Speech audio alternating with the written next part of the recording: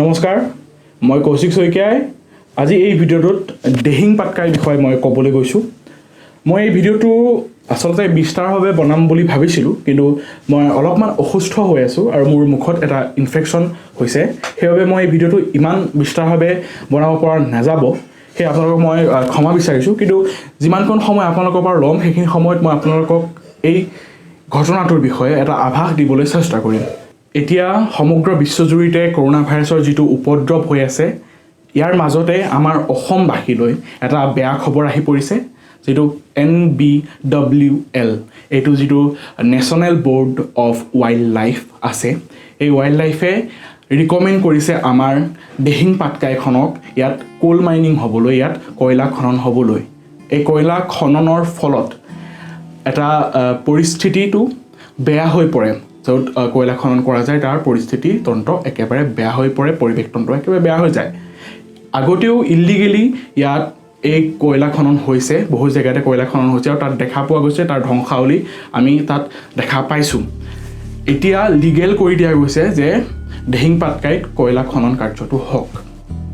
ইয়াৰ ফলত দেহিং পাটকাইখন আমি যেনেকৈ কিতাপত পঢ়িবলৈ পাইছোঁ তেনেকৈ আমি কিতাপতহে পঢ়িবলৈ পাম কিতাপৰ মাজতে তাৰ অস্তিত্বটো সীমাবদ্ধ হৈ ৰ'ব তেনেকুৱাকৈ আমি কোনো দেহিং পাটকাই পিছলৈ দেখিবলৈ নাপাবও পাৰোঁ এতিয়া আমি আমাৰ যেতিয়া প্ৰয়োজন হয় প্ৰকৃতিৰ যেতিয়া অক্সিজেনৰ প্ৰয়োজন হয় আমাক প্ৰকৃতিয়ে দিয়ে যেতিয়া তাতকৈ সৰু কথাটো হৈছে যে আমি যেতিয়া আমাৰ গাড়ীখন বা কিবা তেনেকুৱা কাৰ চাৰ আমি থওঁ তেতিয়া ছাঁত থওঁ তেতিয়া এডাল গছৰ ওপৰত আমি নিৰ্ভৰ কৰোঁ আমি প্ৰকৃতিৰ ওপৰত নিৰ্ভৰ কৰোঁ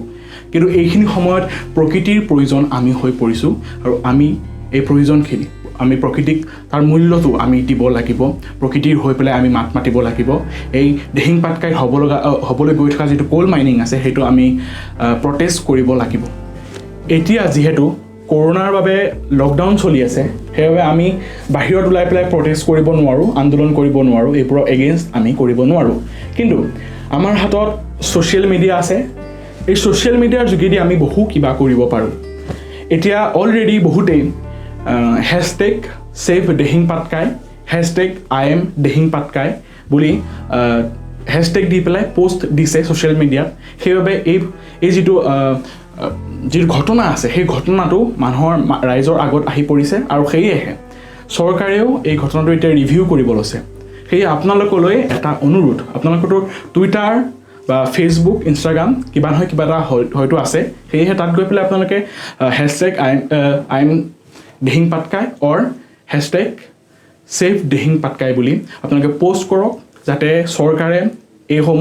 এই যিটো ঘটনা চলি আছে কোল মাইনিঙৰ ঘটনাটো সেইটো আৰু এবাৰ ভালকৈ চালি জাৰি চাওক আৰু ৰিভিউটো দিয়ক আমাক এটা ভাল সিদ্ধান্ত আমাক দিয়ক নাজানো ক'ত হেৰাই গ'ল চৰাই যাক আজিকালি শুনিব নাপাওঁ সিহঁতৰ মাত চবতে পানী বায়ু শব্দ প্ৰদূষণ গছ জুপি কাটি ঘৰ কৰিলে বৰবাদ ছেভ দেহিং পাটকাই চবে দেখোন ৰং চাই ঢং চাই কোন কান্দোন অসমীয়াই কোন কান্দোন অসমীয়াই মোৰ অসমীয়াই এই চৰাই চিৰিকটি সোমাইছে বাহাত জীয়াই থাকিম বুলি থাকে বহুতো আশাত হঠাতে আহিলে ধুমুহা জাক কয়লা খনি বোলে বনাব তাত কেপ কৰোণা পাছত পালো এই খবৰ বহুতৰে দেখোন নাই একো খবৰ শুনি মোৰ লাগিলে দুখ কেতিয়াও নাপাব প্ৰকৃতিয়ে সুখ গছ গছনি কাটি কৰিছ নষ্ট উশাহখন ল'বলৈ হ'বগে কষ্ট প্ৰকৃতি ঈশ্বৰৰ কলা মাৰিব অধিকাৰ নাই তাত তলা মাৰি কাটি কৰিছেচোন ধ্বংস ইহঁত চালা এটা এটা অসুৰৰ বংশ ভাবিছা পশু পক্ষী থাকিব ক'ত জীৱ জন্তু প্ৰকৃতিৰ এটা এটা অংগ